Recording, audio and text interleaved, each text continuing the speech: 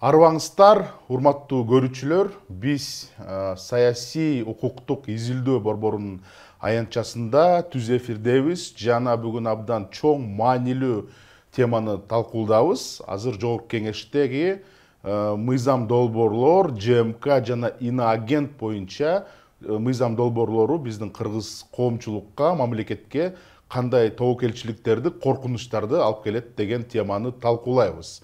Мен алпаручубуз Семетей Аманбеков, журналист, жана бүгүн биздин майдандагы биздин коноктор, бул Аскер Сакыбаева, эркин журналист, медиа эксперт, жана Чекит медиа редакциянын башкы редактору Асель Сооронбаева. Саламатсыңарбы? Биздин майданга талкууга келгениңиздерге чоң рахмат, убакыт таап. Демек, биздин талкууну баштасак. Азыр ЖМК боюнча мыйзам долбоору коомдук талкууга түштү, жана иноагент боюнча мыйзам долбоору расмий түрүндө комитеттерде жогорку кеңешке катталды. Жана чоң журналисттик чөйрөдө ушул эки мыйзам долбоор мындай сөз эркиндикке жана Кыргызстандагы адамдын укуктарына мындай чоң тобокелчилик, коркунуч алып келет деген ушундай бир сунуштар, ойлор, ой пикирлер жаралып атат. Анан медиа эксперт катары сиздерден сурасам, ушул ЖМК боюнча мыйзам долбоорунда кандай тобокелчиликтер бар? Эң негизгиси коркунучу бул жанагы мамлекеттик каттоодон бүт веб-сайттарды, бүт ЖМКнын баары мамлекеттик каттоодон мындай милдет катары өтүш керек деген пунктту киргизиптир. Жана айтып атышат, мына медиа эксперттер, ушул пункт боюнча көп көз карандысыз медиалар каттоодон өтпөй калат, бийликке же мындай башка атка минерлерге жакпаган, алардын көз карашы менен туш келбеген медиалардын баарын ушу каттоодон өткөрбөй коет деген ушундай ой жаралып жатат. Сиздин оюңуз боюнча ушул каттоо керек беле, же мындай атайын керекпи, же атайын көз карандысыз медиаларга бут тосуу үчүн киргизилип атабы? Аскер эже, сизден баштасак. Эми аябай таң калыштуу. Азыркы технология өнүккөн заманда ушундай мыйзамдын кирип атканы абдан кызык да. Жакында эле ушул жогорку кеңеште Адахан Мадумаровдун партиясы Бүтүн Кыргызстан ошол Кыргызстандагы сөз эркиндигинин абалы деген өзүнүн фракциясынын жыйынын өткөрүп, именно ошол Кыргызстандагы сөз эркиндиги, адам укуктары, демократия боюнча жыйын болчу да. Анан ошондо ушул жаңы кирип аткан ЖМКлар мыйзамы тууралуу айтты да. Ушул мыйзам боюнча, то есть мурдакы биздин баягы 92-жылы кабыл алынган эски мыйзам боюнча ошол мыйзам азыркы талаптарга жооп берет. Азыркы болуп аткан мындай замандын талабын камтыйт деп биздин Кыргыз Республикасынын юстиция министрлиги ошондой бүтүм чыгарып берген экен. Тилекке каршы юстиция министрлиги ошондой баягы биздин эң бир мыйзамды карап турган, бүт ар бир чекит точкасына чейин каттоону жакшы билген юстиция министрлиги ошентип жооп берип атканына карабай, бул кандай бир зордук менен ушул мыйзам мындай өтө шашылыш кабыл алынып, анан журналисттердин ой пикирин эске албай ылдамдыкта жасалып атканына баарыбыз күбө болуп отурабыз да. Эми каттоо деген кандай? Каттоо деген чынында баягы юстиция министрлигинде көп эле ЖМКдан башка көп иш кыла турган бардык жактар юридикалык жактан каттоодон өтүшөт да. Бирок ушул мыйзамга ушу веб-сайттардын каттоосу деген нерсе бул мындай бир аң сезимге турбаган нерсе да. Бул болгон эле ошол азыр көз карандысыз иштеп жаткан, өз оокатын кылып жаткан, көз карандысыз мындай өз пикири, өз ою бар массалык маалымат каражаттарын анда иштеген эркин журналисттердин колун кыскартып, канатын кесип, бутун мындай байлоо деп эсептейм да мен. Себеби мисалы веб-сайтты каттоо дегенди кандай түшүнүш керек? Каттоо болгондо алар кандай өтүшөт? Анан каттоодон өткөн соң демек бул ошол ким каттоодон өткөрсө алар көзөмөлдөп турат да, Мен билгенден ушул жаңы мыйзам боюнча ЖМКларда анан веб-сайттарда каттоону Минюст, экинчиси санариптик өнүктүрүү министрлиги жүргүзөт экен.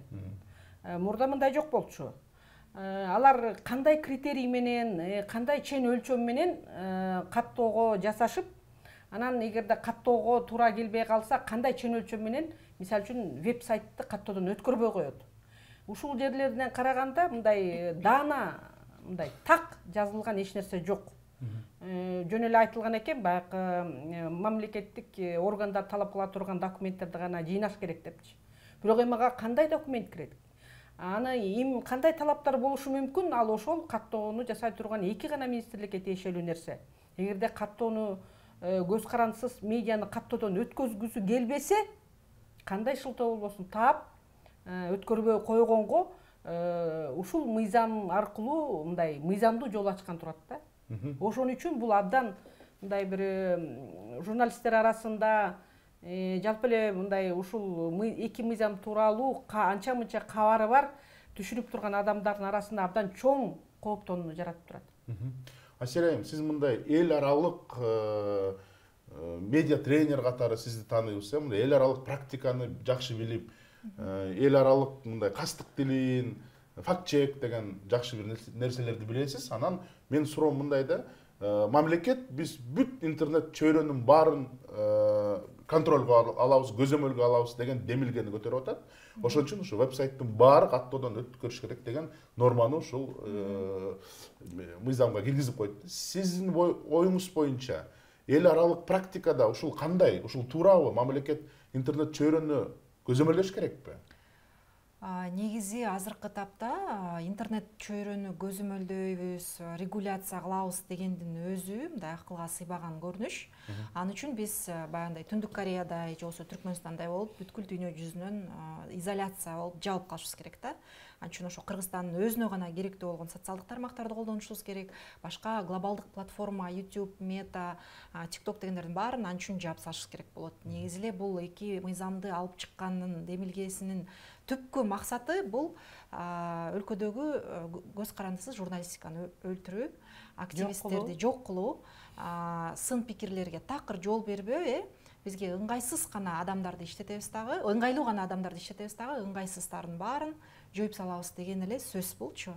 Бизге сын пикир айткан, көзгө сайып мүчүлүштүгүбүздү айтып турган адамдардын баарын биз жумушка жолотпойбуз. Бул ишмердүүлүктү токтотобуз деген сигнал бул. Айдан ачык эле биз дүйнөлүк аренада 50 позицияга мынакей чек арасыз репортерлордун рейтинги боюнча 50 позицияга чыгып атабыз. Ал эми Freedom House рейтингинен биз 13 позицияга чыгып атабыз. Былтыр мынакей Freedom House бизди Кыргызстанды биринчи жолу эркин эмес өлкөлөрдүн катарына киргизди. Кыргызстан алгачкы жолу ошо эркин эмес өлкө болуп калды. Былтыркы закондор жок эле, азаттыктын ишмердүүлүгү токтотулсун деген соттун чечими жок эле. Мынакей ага чейинки болгон Болот Темировдун кейси, соттор ошол көз карандысыз медиаларга болгон суракка чакыруулар, блогерлерди, журналисттерди суракка чакыруу, ошол прецеденттердин жыйынтыгында эле биз 50 позицияга түшүп кеттик. Ал эми быйылкы прецеденттер болсо, анда биз ошол Түркмөнстан менен анда Түндүк Кореянын эле катарында эң дүйнөдөгү эң акыркы позицияларды ээлей турган мамлекетке айланабыз. Сын пикирлер болбойт, жалаң мактап жактаган гана медиалар иштейт, активисттер болбойт, оппозиция дээрлик жокко чыгат. Ошо менен бийлик мындай таптакыр элдин көйгөйүн билбей калат. Элден алыстап кетет да, таптакырчы. Жана элдик контроль дагы жок болуп кетет. Жарандык көзөмөл жөнүндө таптакыр сөз болбойт. Жарандык көзөмөл жанагы НКО жөнүндө мыйзам кабыл ала турган болсо, анда саясий темаларга бир нерсе чыкса, коомдук пикирди калыптандыра турган нерсе болсо, анда 5 жылдан 10 жылга чейин эркинен ажыратылып атат. Ошол физикалык жактар бул биз ойлошубуз керек. Бул ар бир адамга тиешелүү да. Ар бир адам ошо социалдык тармакта өзүнүн пикирин жаза турган болсо, ал ошол коомдук пикирди калыптандырып атат, пропаганда кылып атат, бийликти сынап атат деп туруп 5 жылдан 10 жылга кесип алып салыш тобокелчилиги туруп атат да бул жердечи. Ошон үчүн жалаң бирок кыргыздарда билбейм андай практика болбойт да. монтип тушап, оозун жаап, жүгүнүп, мынтип ажоо деп этегине намаз окуган бул нерсе биздин практикада жок. Биздин Манастын тукумунда, урпактарында андай нерсе жок да. Биз ачык айтып, ак сүйлөп, биздин ошол тарыхыбызда төкмө акындар деле бар, ошол ачык айтып, кемчиликтерди айтып берип, бул дары, ачуу дары, бирок бийликке бул дары. Ошол дарыны ичип, анан оңолуп, ал сөз эркиндиги эң биринчи кезекте бийликтин өзүнө керек экенин азыр жеткиликтүү деңгээлде түшүнбөй жатышат да. Ал жөнүндө дагы сүйлөшөбүз, бирок сиздин сөзүңүзгө кошулам. Мен билгендей, сиз айтып кеткен прогрессивдүү өлкөлөр, жана эркин өлкөлөр, жана технологиялык, экономикалык, экологиялык бир прогресске ээ болгон бир да өлкөдө ушундай милдеттүү түрдө интернетти көзөмөлгө алам деген нормалар жок. Андан тышкары биз билебиз, жана ЖМК боюнча биздин кыргыз журналисттер талдап чыкты. ЖМК боюнча биздин мыйзам долбоору 95% Орус Федерациясына көчүрүлүп алган, жана ошол 5%-ында даже ушул Орус Федерациясында милдеттүү каттоо деген норма жок. Ал жактан өз каалооң менен эле катталсаң болот деген норма бар. Бул бир эле мыйзамды көчүрүп атышкан жок. Негизи Россия Федерациясынан көптөгөн мыйзамдарды көчүргөнүн буга чейин журналисттер тактап далилдеген болчу. Өлкөнүн аты гана алмашып калган пунктлар, статьялар, беренелер ошол боюнча керек болсо катасы менен кошо көчүрүлүп атат. Бул эмнеден кабар берет? Бул биздин модель Россияда канчалык сөз эркиндиги ылдый болсо, канчалык ошол оппозицияны тушап, камакка алып, бүт эркин медиалардын баары жабылып, башка өлкөлөрдө азыр иштеп атышат.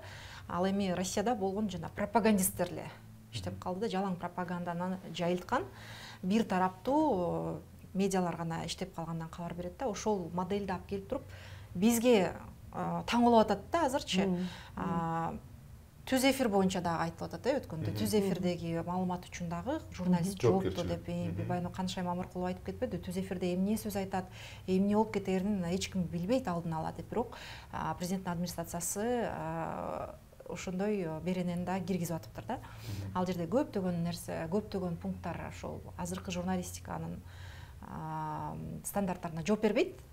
Азыркы талаптарга жооп бербейт да, заманбап талаптарга. Анда биз кайра артка кетишибиз керек, жабылышыбыз керек, жабык коом болуп, дүйнөлүк прогрессивдүү нерселердин баарынан баш тартышыбыз керек.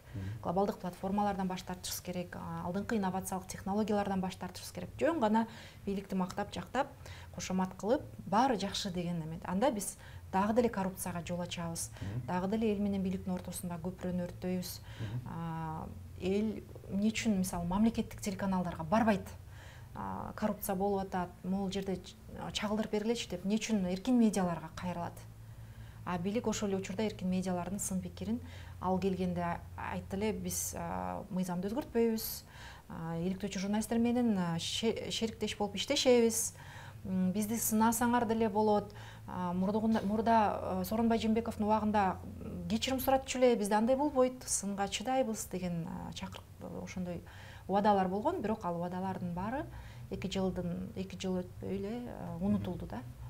Дагы бир кеңири ушул айтып берсем, ушул каттоо боюнча кандай бир тобокелчиликтер бар? Бул биринчиден мындай норма киргизип коюптур. Эгерде ЖМКлар маалыматтык кыянаттык менен колдонсо, анда аларды бир тараптуу мамлекет жаап коет экен да. Ошондо бир чоң суроо жаралып атат да, ушул кыянаттык, маалымат менен кыянаттык деген эмне? Бир да мыйзамда мындай жазылган эмес да бул эмне. Конкреттүү түрдө. Мисалы үчүн бир паракорчулуктун жүзү ачкан иликтөө болсо, ушул мүмкүн маалыматтык кыянат болобу? Эми бул кептин баары ошентип жалпы сөз менен мыйзам деген так жазылыш керек да. Анткени ал аткарылат да. Аны аткара турган ошол мыйзам аркылуу, мыйзам боюнча мисалы үчүн сот органдары ошол мыйзам менен иштешет, укук коргоо органдар бар эле ошондой. Мыйзам антип жалпы сөз менен жазылбаш керек. Мыйзам так аткарыла тургандай болуп жазылыш керек да. Кыянаттык, маалыматтык кыянаттык дегенге бардык нерсени кошулса болот. Бардык. Анча-мынча, мисалы үчүн биринчи кезекте албетте мамлекеттик бийликке болгон сын пикирди, мисалы үчүн азыркы күнүмдүк болуп аткан шаар бийлигине болгон ой пикирди, аны деле кыянаттык, мамлекеттик бийликке карата кыянаттык маалымат деп айтса болот, эмне үчүн болбосун. Анан ушул мыйзамда дагы бир мындай эң бир акылга сыйбаган абсурдтук, айрыкча Кыргызстанда жакшы өнүгүп келаткан иликтөөчүлүк журналистиканын мындай белин сындыра турган ушундай бир ченем норма киргизилип атыптыр. Мисалы, журналист бир мамлекет аткаминерден же болбосо бир коррупционердин кылып аткан ишин видеого тартса же өзүн сүрөткө тартса, анан кийин аны тартып алып анын өзүнөн уруксат сураш керек экен. Чыгарсам болобу? Уруксат берип коесузбу? Мен сиз тууралуу ушинтип тартып алдым эле, ушуну чыгарып койсом болобу деп уруксат сураш керек экен. Бул эмне деген журналист бул эмне деген абсурд өзүчү. Бул эмне деген акылга сыйгыз. Мен ушуга аябай таң калып атам да. Анан эми кайсы коррупционер же кайсы аткаминер өзүнүн бир мындай терс иши жөнүндө ошо журналист чыгарсын деп уруксат берет? Жок да. Ал как раз ошол журналистти мындай иштейин деп аткан журналистти, башкача айтканда, тескерисинче аны мындай маалыматты чыгартпай же болбосо башкача бир иш аракеттер менен тескерисинче журналистти жок кылат да, мындайча айтканда. Чыгармак турсун ал маалыматты деги эле бир мындай журналист катары жок кылышы мүмкүн да. Себеби ал колунда болгон маалыматты чыгара албайт. А журналист, жоопкерчиликтүү журналист болсо өз алдынча чыгара албайт. Себеби бул мыйзамда жазылып турат. Эмегер ушул мыйзам мына ушунчалык шашылыш түрдө болуп атат, негизи баягы жумушчу тобуна кирген журналисттер айтып атышпайбы? 5-чи жолу оңдолуп түздөлүп, 5-чиси чыкты депчи. Бирок ошонун баары эмнегедир аябай шашылыш жасалып атат да. Анан эң башкысы ушул массалык маалымат каражаттарында иштеген, мейли мамлекеттик деле, мейли өзүнчө иштеп жүргөн бардык ушул чөйрөнүн пикирин эске албай жасалып аткан абдан мындай эң бир мындай билбейм, эми бир ушунчалык негатив, анан баягы жаман эле акыбалга калтырып атат да журналисттердичи.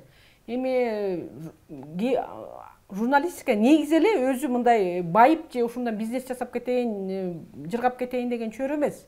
Эми буга өзүнүн баягы бир кыялы менен, өзүнүн бир мындай жөндөмүн ишке ашырайын деп келген адам да. Анан эгер ошондой иштеп атса, ал башка эле, мисалы үчүн бизнес кылган чөйрө сыяктуу салык төлөйт журналисттерде. Эч кандай салыктык жеңилдик жок да. Эми ошолорду кайра ушундай бир мыйзам менен буту колун тушап, анан кийин анча-мынча иштейин деген кишинин такыр айнытып, каттоодон өткөрбөй, деги эле ушул кесиптен таштап кеткенге аргасыз, мыйзамдуу жол менен аргасыз кылып атышат деп түшүнүш керек да мунучу. Ал эми дагы мен айтат элем, ушул биз эми журналист катары көрүп билип тургандыктан көп эле чырылдап айтып атабыз, бирок тилекке каршы биздин коомчулук ушундай кандай мыйзам долбоорлор каралып атат, анда кандай беренелер жазылып атат, кандай ченемдер кирип атат, негедир абдан кайдыгер. Ошол мыйзам кабыл алынып калгандан кийин ушул мыйзамдын эң жаман кесепеттери элге, коомчулукка тийиши мүмкүн. Себеби эл баягы азыр билип билбей жасабаган кайдыгерлиги менен ушул мыйзамдын өтүшүнө жол берип атат да.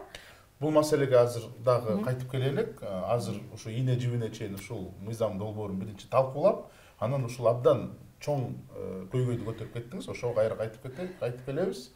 Асель айым, сизге суроо, мына 5-чи ушул мыйзам долбоордун 5-чи вариантына бир норманы киргизип коюптур, жанагындай бир жыныстык однополый брактарды, порнографияны мындай пропаганда кылганга болбойт деген. Анан ошол норманы киргизип, анан журналисттер ушул мыйзам долбоорго каршы чыкканда, бир эле ошо мына силер ушуну бир жыныстык союздарды жактап атасыңар, ЛГБТны жактап атасыңар деген бир Россия пропагандасынан келген, ошондой бир өзүнүн приемдорун колдонуп атат да. Сиздин көз карашыңыз кандай? Ушул эмне үчүн ушул норма киргизилди? Жана ушул туурабы? Негизи бул ЛГБТ жөнүндө такыр жок болчу, башынан баштап эле мыйзамда жок болчу, талкуу болгон учурда жок болчу. Анан бирок элге ошол нерсени бетке кармап туруп, ЛГБТ деп булар ЛГБТны жактап атат деп туруп бетке кармап туруп, анан кийин улуттук телеканалдын, мамлекеттик телеканалдардын журналисттери аркылуу ошол маалыматты таратып атышат элге. Булар ЛГБТларды колдоп атат деген. А бизде үй бүлөлүк кодексте, семейный кодексте бар да, брак деген союз между мужчиной и женщиной деген нерсе бар, мыйзамда бекитилген. Журналисттер аны колдоп аткан жери жок. Бирок бул жерде мындай чоң манипуляция болуп кетти. Приемда мындай ошол беренени кошуп туруп эле анан кийин элге жайылтып башташты да, тиги улуттук телеканалдын кызматкерлеричи булар деген ЛГБТны колдогон үчүн булар ушул мыйзамга каршы болуп атат деп. Андан башка толтура беренелери ошол адам укуктарына, конституцияга, көп эле беренелерге, мыйзамдарга каршы келип атканын алар түшүрүп коюп атышат, маанилүү жагын түшүрүп коюп атат дагы. Анан кийин жанагы ЛГБТны кошуп коюп туруп, бизге көрсөтпөй, журналисттерге көрсөтпөй туруп кошуп коюп, өздөрү кошуп коюп туруп, анан кийин өздөрү кайра бир тараптуу жайылтып атышат да. Анан кийин байкасаңар, бул россиялык пропаганда да ЛГБТны колдойт, бул батыш, чириген батыш дегенчи, загнивающий запад деген. Бул риторика, ошол месседж бардык постсоветтик өлкөлөрдө колдонулат да. Грузияда деле, Украинада деле булар ошол баягы бир жыныстуу катнаштар, тиги бу деген сыяктуу нерселерди колдоп атат, булар деген чириген батыштан каржыланып атат деген риторика, бул даяр пропаганда, манипуляция ыкмасы, ал бардык өлкөлөрдө бирдей колдонулат. Максаты эмне ошол приемдун? Максаты коомду иренжитүү, ошол оппоненттерди каралоо, сын пикир айткандарды каралоо. Эгерде ошол приемду колдонсок иштейт деген. Бул чын эле иштейт, себеби коомдо бул иренжи, мындай биздин коомчулук албетте терс көз карашта болот да, биз деле аны колдоп аткан жерибиз жок. Бирок ошону бетке кармап туруп, анан кийин манипуляция ыкмаларын колдонуп атат да. Анан өздөрүнө керектүү мыйзам беренелерин өткөрүп кеткен атышат. Жанагынтип журналисттердин кол бутун байлаган мыйзамдарды өткөрүп кеткен атышат. Мына сиз кайдыгерлик жөнүндө сөз кылдыңыз. Бирок эми биздин коом мындай сокур эмес да. Мисалы үчүн жазып атат, мына журналисттер ЛГБТны жактап атасыңар, порнографияны пропаганда кылып атасыңар, бирок мен бир дагы мындай веб-сайт, телеканал же бир радиону көргөн жокмун. Кайсы бир журналисттер ушул ЛГБТны жактап атат? ЛГБТ деген бул мындай универсальный тема да, манипуляцияланган универсальный тема. Байкасаңар, биз коррупцияга каршы митингге чыкса дагы, ошол жерде ЛГБТны колдоп атат, бул жерде гейлер чыкты деп чыгат. Кемпир-абадты колдоп чыкса дагы, гейлер деп Шайлебек Атазов ошентип чыгат да, гейлер чыккан ал жакка деп. Анан текшерип келсек, Кемпир-абадка бир да гей чыгып колдобогон экен да. Бул мындай универсальный манипуляция да. Бардык жерге гейлерди кошсок, эл ошого реакция кылат. Эмне үчүн реакция кылып, ушу жок нерсени бар деп, кара нерсени ак деп, кантип ак нерсени кара деп, кантип ушу прием кантип иштейт да? Бул ошо Роспропагандадан келген модель. Айтып атпаймынбы, башка мамлекеттерде деле ушул модель колдонулуп атат. Натыйжалуу колдонулуп атат, себеби эл ошого ишенип атат. Негизи мен ушул мыйзамдын долбоорун иштеген өзүнүн бир рабочий группасынын мүчөсүмүн. Жана жакшылап изилдеп чыксам, негизи бул мыйзам долбоору сөз эркиндигин журналисттин мындай ага жардам берип, көтөрүп, ушул кесипти өнүктүргөн мыйзам болуш керек болчу да негизи. Бирок мен изилдеп чыксам, бул карама каршы тескеринче бөгөттөп, басмырлап, чекиттеп, бүт баарынан ушундай акырында жок кылып таратуу. Мисалы үчүн, ЖМКны уюштуруучулары катары соттолгон кишилер ача албайт экен да ЖМКны. Бирок депутатка, жогорку кеңешке соттолгон киши бара алат. ЖМКны уюштурганга укугу жок экен. Бир мисал. Экинчи мисал, эгерде бир ЖМКга бир киши заявление жазып, мына менин мага туура эмес бир каралоо компаниясын жазып койду десем, сот деген бүт жанагы счеттордун баарын бөгөттөп, арест кылып, ошол ЖМКны жаап койгонго бир тараптуу жаап койгонго укугун берип атат да бул ЖМК. Анан бул жактан сиздерден уктум мен, негизи эркин ЖМКлар бул мамлекетибизди, кыргыз элибизди колдогон, өнүктүргөн бир жакшы инструмент.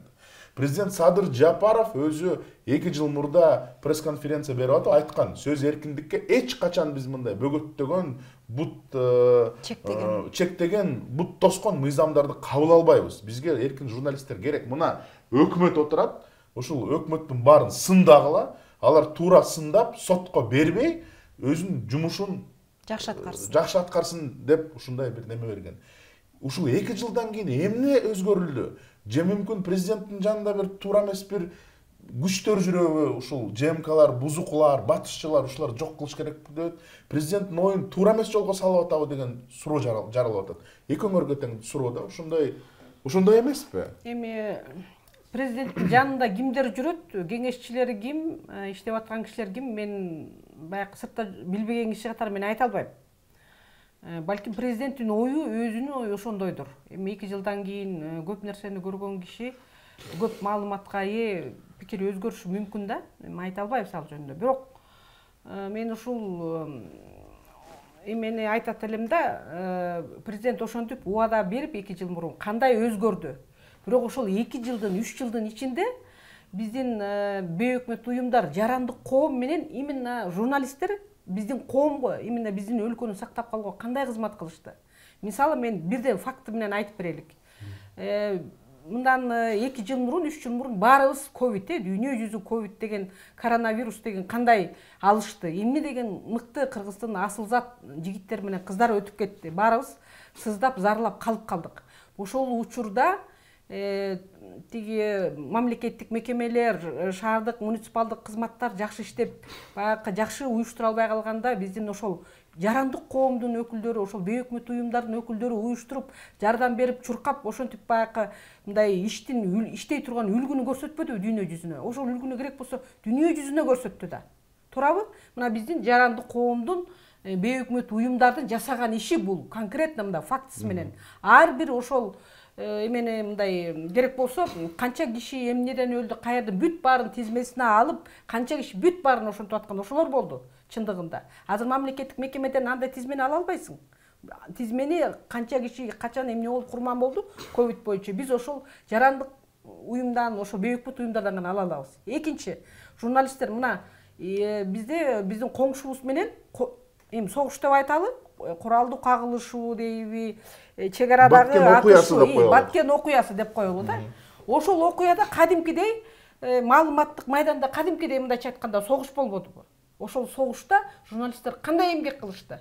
Ошол так эле бизди агрессордо биринчи кол салды деп. Ооба, ошондой учурда биздин так эле ушул көз карандысыз журналисттер, блогерлер, эркин жарандар ошол кандай бир кишидей иштеп, ошол күнү түнү болгон ким колунан эмне келсе котормочулар котормочулугун жасап, суу ташып бергендер суу ташып берип, жазгандар жазып, ошол күнү түнү иштеп, эмне деген ошондой маалыматтык дүйнөлүк согушта мындайча айтканда, Кыргызстандын жүзүн башкалардын астына кантип сактап калды? Ошол журналисттер сактабадыбы? Мына бул факт эмеспи? Анан эми кайра бардык өткөндөн кийин эми Кудай ушундай жамандыктарды ары кылсын да, ковид же бир чек арада рызычуунун бетине экинчи болбосун андай нерсе. Бирок ошондой мамлекеттин баягы өлкөнүн башына күн түшүп турганда биздин ошол жалаң ошол жарандык коом менен журналисттер эң ушул башында турганда ошолордун башкасын болбосо дагы ушундай эмгекти унутпаш керек эле да.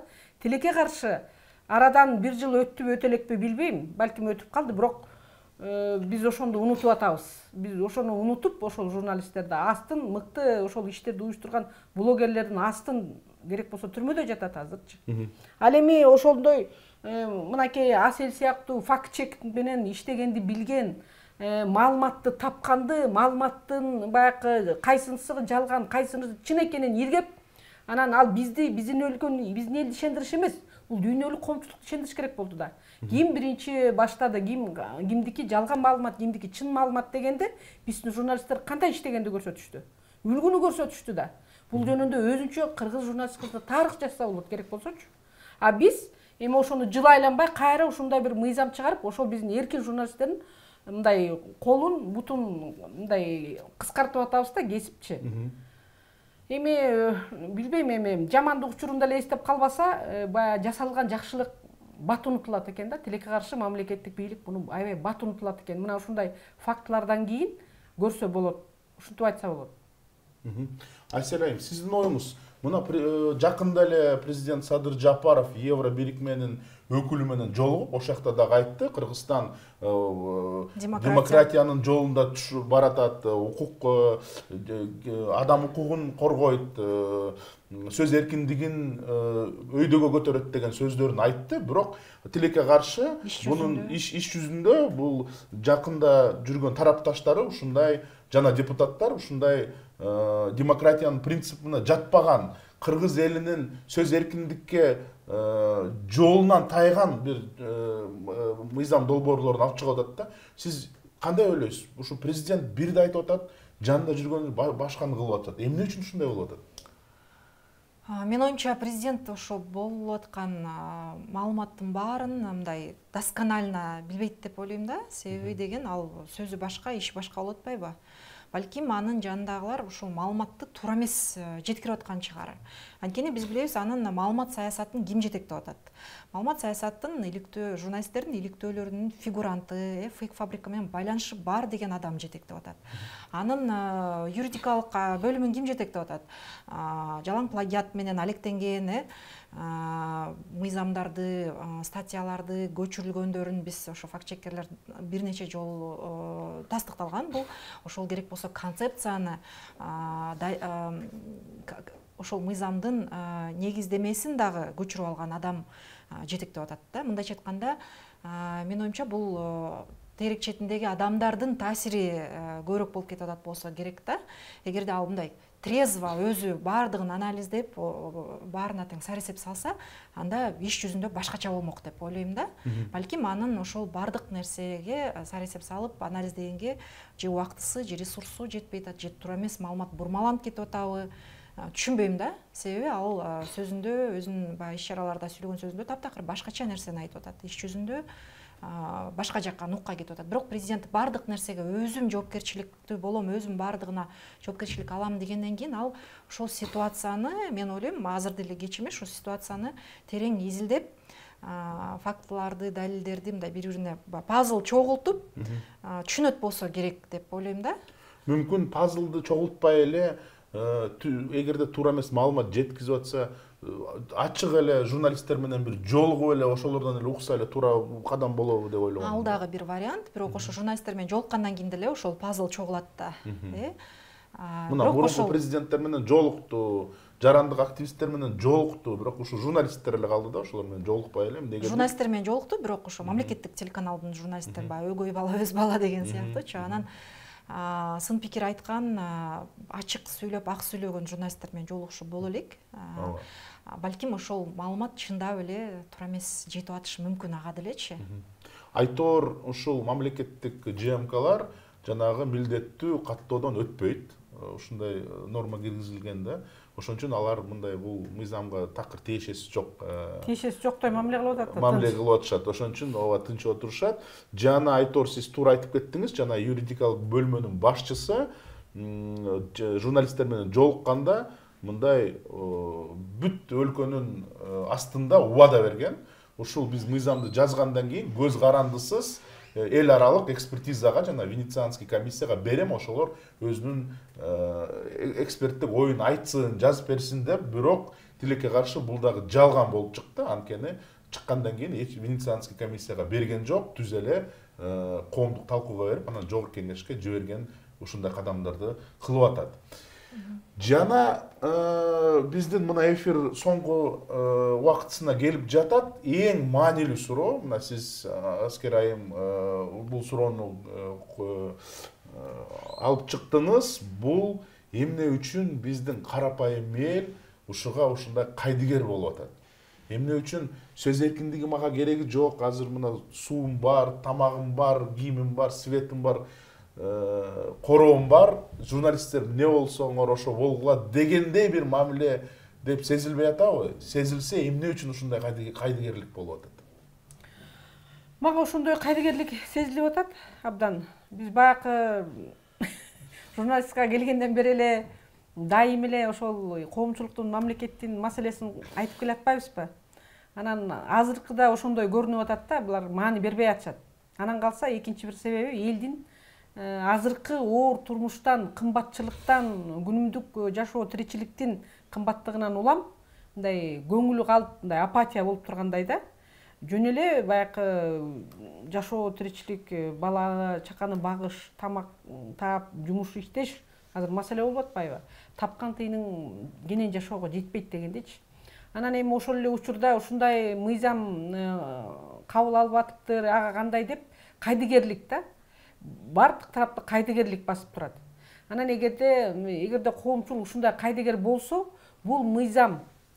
Мен ушул абдан коркуп эметип турам, балким ушул депутаттар каникулга кеткиче эгерде болбой эле калды десе, күзүндө балким кабыл алынып, дароо президент кол коюп, күз айларда бул мыйзам иштеп калышы мүмкүн. Вот иштеп калгандан кийин, анан кийин эл ошондо түшүнүп баштайт да, ошо жанакындай каттоонун азап тозогуна туруштук бербеген же кандайдыр бир кыйкым мамлекеттик аткаминерлердин же бир мамлекеттик органдардын мындай кыйкымчылдыгына туруштук бере албай, бир топ өз алдын чокат кылып келаткан көз карандысыз жымыкалар жабылып, журналисттер иштен кетип калышы ыктымал да.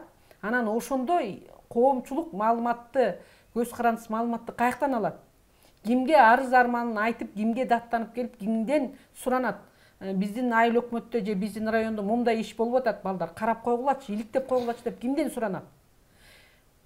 Ошондон кийин гана түшүнөт деп ойлойм да. Ошон үчүн мен айтат элем, эми биз болгон жерден колубуз жеткен жерге айтып келатабыз, коомчулук кайдыгер карабаса болот эле деп. Эми дайым эле баягы көп эле учурда биз баягы жоо кеткенден кийин камчыбызды ташка чаап калабыз да. Анан кийин баягы кыйкырып чыкмай башталат, кыргыз тиги баш кесмек бар, тил кесмек жок депчи. Бирок ошол учур кеч болуп калбаса болду. Эми азыркы бийлик ошол мыйзамды ишке киргизип алып, мыйзамдуу жол менен эркин журналисттердин колу бутун кесип, мындай байлап таңып аткандан кийин ага чейин жеткирбей, коомчулук кандайдыр бир өзүнүн көз карашын билдирсе жакшы болот эле. Ошондо чыныгы мындай мамлекеттин ушул жердин ээси, бийликтин ээси эл дегенде ошондо бир көрсөтүп койсо жакшы болот эле деп мен ойлойм да. Тилекке каршы болобу, болбойбу билбейм андай. Маселен, жакын арада эле жанагы жерди саткан айыл өкмөттөр деген иликтөөңүз чыкты, анын артынан паракурчулук менен шектелип 2 киши камалды. Жана мен көрдүм YouTube каналда абдан көп кишилер сизге ыраазычылыгын берип, рахматын айтып, мына биздин дагы айыл өкмөттү ушинтип иликтеп берсеңиз болот эле деп. Демек, көз карандысыз журналистика карапайым элге керек экен белгисинин бири, анткени азыр прокурорлорго ишенбей, милицияга ишенбей, түзмө-түз журналисттерге ушинтип кайрылып атат. Сиздин оюңузча, ушул кайдыгерчиликтен аттап, мүмкүн өзүнүн депутаттарына бир айтса болобу, карапайым эл ушундай журналисттерди бөгөттөгөн мыйзамдарга жол бербегиле деп. Ушу кайдыгерчиликти кантип жок кылса болот оюңуз боюнча? Негизи бул кайдыгерликтин мен 2 ошо фактор көрүп атам. Биринчи фактор ошо жакырчылык, ошол эле экономикалык, биринчи пандемия болду, пандемиядан кийин согуш болду, Россия Украинага кол салды. Ошондон кийин баалар дагы 2 эсе өсүп кетти. Анан баягыдай күнүмдүк жашоо, жана аскер эже айткандай, улуттук статистика комитетинин маалыматына караганда дагы жакырчылык өсүп атат биздечи. Анан күнүмдүк тиричиликтен колу бошобогон адамдар, бул биринчи фактор. Экинчи фактор, адамдар көп эле ойлойт ошо сөз эркиндиги деген журналисттерге гана керек депчи. Бирок сөз эркиндиги ар бир адамга керек экенин жеткиликтүү деңгээлде биз түшүнө элекпиз да. Сөз эркиндиги десе эле баягы журналисттер жазып чыккан бир макала деп түшүнөт. Бул деген ал эмес да, бул баягы аскери өзү деле өткөндө айтып кетпедиби? Бул дыйканга деле керек, бизнесменге деле керек, бул ата энеге деле, мугалимге деле керек, доктурга баарына керек. Себеби ал ошо сөз эркиндиги менен өзүнүн оюн ачык билдирүү менен, ошол көйгөйдү көтөрүп чыгуу менен анын оңунан чечилишине түрткү боло турган мындай жол, ошол жерде мындай жол түзүлөт да, жол ачылат да, ошол көйгөйлөрдү чечүүгө, көтөрүп чыгууга жол ачылат. Ошол жолду торуп атат. Мындайча айткандачы, башкача айтканда, жаап атат. Бул сен ал көйгөйдү мынтип алып чыкпасаң, аны кантип чече аласың? Чече албайсың да, ал жабылуу аяк жабылуу боюнча калат. Кандай орunu жашырсаң өлүмгө алып келет, өлүм ашкере кылат дегендей болуп атпайбы? Буну жаап жашыруу аракети болуп атат. Ошол нерсени биз түшүнбөй жатабыз. Калың эл ошол нерсени түшүнбөй атат.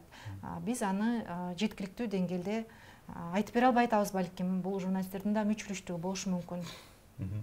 Чоң рахмат, ушундай жакшы талкуу болду. Сиздин эксперттик мындай терең ой пикирлериңерди айттыңар. Ишенебиз, ушул ой пикирлериңер депутаттарыбызга, карапайым элге, ушу кайдыгерчиликке алып барбаган бир жолго түшүп, ошол жол менен өнүгөбүз деп үмүттөмүн.